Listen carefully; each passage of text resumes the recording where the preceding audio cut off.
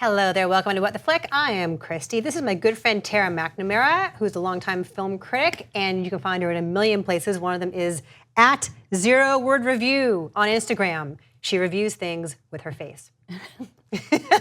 Sometimes with hand gestures. So happy to be here with you. Thank you for being here.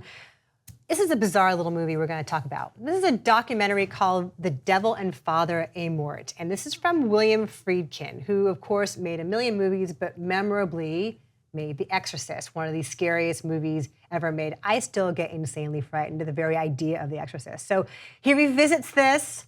This is a 68-minute long movie in which he revisits the forces that inspired him to make The Exorcist in the first place. And he goes back to Italy to this Catholic priest who is this renowned exorcist who's been doing this for decades. And he walks us through how apparently Italians go to get exorcisms all the time. I was unaware of this, like going to get your nails done. I don't even know. This is what William Friedkin tells us in this movie.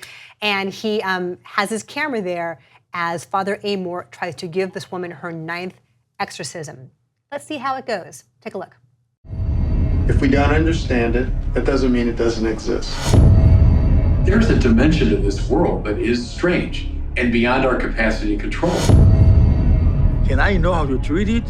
No. So something is happening to her, it's clear. But maybe she puts into it the religious context in which she grew up. Because they believe, obviously, they know what's wrong with her. She's possessed by the devil.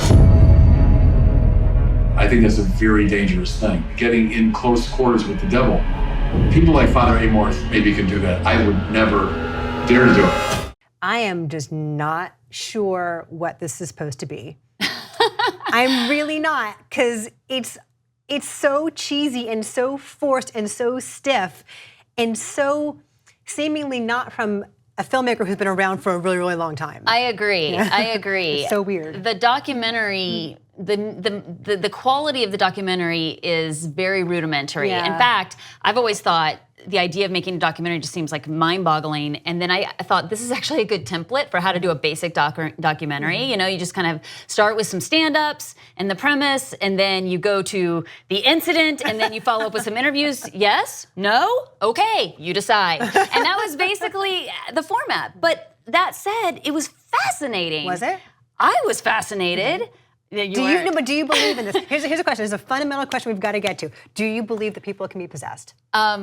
I do now. Okay. I didn't before. I was going to say, because that would definitely inform your reaction to whether this movie is effective or not. Yeah. So you do now. I do now. Right. I do now. Mm-hmm. Now, so they have an exorcism that takes place, the first ever filmed exorcism in real life. According to the documentary. And in it, you see this woman who is, and you know, she's reacting and she's shaking and she's kind of violently twisting and turning in her own body as she's being exorcised. But there's a sound that comes from her that is not human, and that's what convinced me that it was real. Now, my 23-year-old son was in the room, and he did not watch the documentary with me because he hasn't seen The Exorcist, and he didn't want anything to spoil his experience when he sees that. That's really smart. That's a really wise move on Cole's part. But, you know, one of the things, that when he hears the guttural noise that she makes, he's like, that's special, you know, that's sound effects, they added that. And I was like, I don't think so. I mean, I wondered that too, but I don't see what the benefit of doing that in a documentary would be. And I don't see how that would benefit William Friedkin to put on his name and then change it. It sounds like two voices coming out of her at once. Are like, yeah. It sounds like a female voice, and then it sounds like some kind of other guttural, like growling sound. That might be an animal.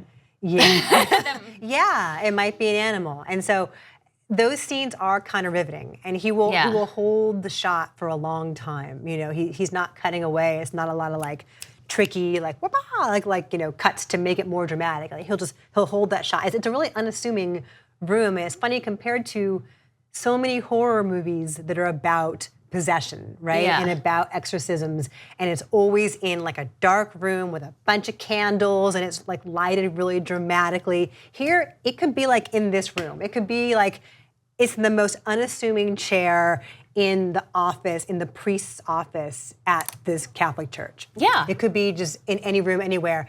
And to see that level of intensity occur in such a nondescript place is kind of shocking. Right, it was. And then she pops out of the exorcism, like right after they're done, and she'll be like, hey, and smiles. What I miss. I know. How's it going? It was really weird. And the things that she said while she was possessed, while the possession, I guess, was showing itself, was things like, we are legion, and, we are armies. And I was like, oh my God. And I'm thinking, if you're an atheist, you should hedge your bets. You know what I mean? Like, it was, I'm a believer now. Like, who am I to say these things do or don't exist? But it was frightening. I tend to be kind of skeptical, and I remain so even after this, because part of me thought the stuff that she was saying is super cliched, like yes. possessed person stuff. Yes! Like, when they ask, who are you? He goes, I am Satan. I know. It wasn't even like anything clever. I was thinking, Beelzebub. though, about the TV show Legion, like how smart they are. I was like, you are so on it. Like, you knew. So But yeah, having said that, it worked for you. yeah. So I don't think the documentary is well made. I think William Friedkin as a host is very awkward. He'll be like, "This is the house," and you're like, "Okay, we got it. There's a house behind you." But then at the beginning, though, he does talk about like how they had to construct an entire hedge wall to make the house in Georgetown look normal. I'm like, I want to know more about behind-the-scenes Exorcist stuff, and Yes. not necessarily this story. But he also does go to doctors, like neuropsychologists, and shows them not only the footage of what happened to this woman, but also like brain activity. And that part was interesting. Oh, yeah. That is interesting. And then when he goes to a bishop and talks to him, and the bishop's response to how he would he want to do an exorcism and his beliefs on it are also really eye-opening. I thought every moment along the way was educational. And I think for people, I think it's really satisfying on that level, and anybody who's interested in spirituality and religion and wants to explore it. But I also think for people who love the true stories behind movies, right? Like, I mean, we're really in a kick right now in cinema where we like things to be based on a true story.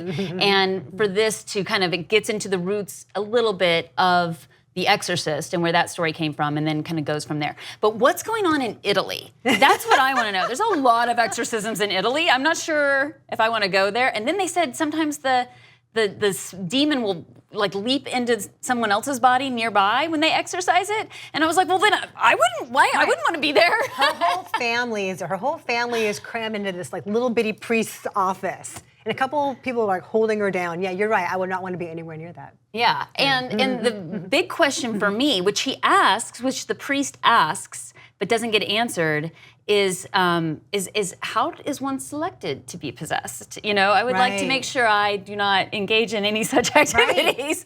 But and he asks the demon, when did you possess her? The demon doesn't answer. Right. Well, he can't give away all of his tricks. That's true. Right? He's got to keep you on your toes. That's true. Because you could be next. Yeah, I do not believe, this does not make me believe this was an interesting experiment for me. And I want to know more about The Exorcist behind the scenes stuff, but this is not that. So I'm giving it a 3 because it's awkward. And it's short, which is good, but also short, which is bad because it feels kind of incomplete and then just kind of ends. All right, well, I'm giving it a 5. Okay. Because I think it is chock full of info. Whether you want it or not. If you're curious, this gives you the experience. It's just so poorly made, and it is disappointing coming from such a great director. Yeah, so our number's a 4. It's at 60% on the tomato meter. This is opening in LA. I know that it must be available online somewhere because it's just a quick little bite of stuff. So keep an eye out for that if you're an Exorcist fan or if you just like the devil. Bye.